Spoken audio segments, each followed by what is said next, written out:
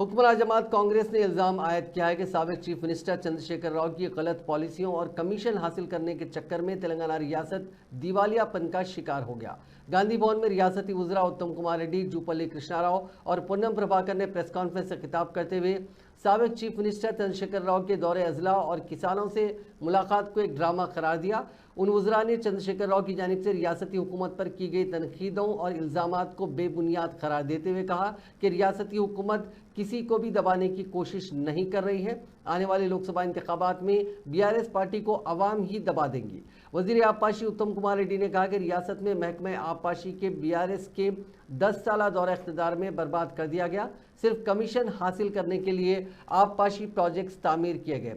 उन्होंने कहा कि रियासत के अवाम ने बीआरएस को मुस्तरद कर दिया, जिसकी वजह से बीआरएस पार्टी 104 अरकान असेंबली से 39 तक पहुंच गई है। उसमें से 25 अरकान असेंबली कांग्रेस पार्टी में शामिल होने वाले हैं।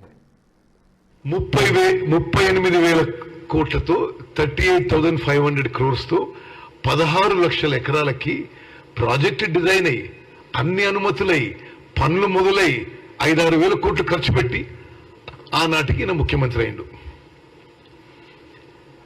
ముఖ్యమంత్రి అయిన తర్వాత కూడా ఈ doctor BR Ambedkar Pranahita Chevella project జాతీయ ప్రాజెక్ట్ ఇవ్వాలని ఆయనే డిమాండ్ చేసిండు.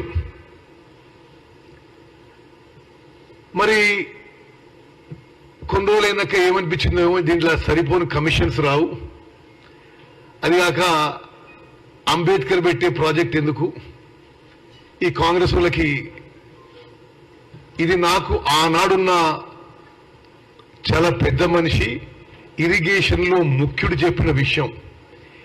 Doctor BR Ambedkar Pranahita Chevella project మార్చి ఈ కాళేశ్వరం 8 లక్షల కోట్ల రూపాయలు మళ్ళీ అప్పు చేసి నీవు గొప్ప మేధావి, 80,000 పుస్తకాలు చదివినోడు, గొప్ప తెలివితోడు ఉన్నాడు, మరి ఇలా ఉల్టా పల్టా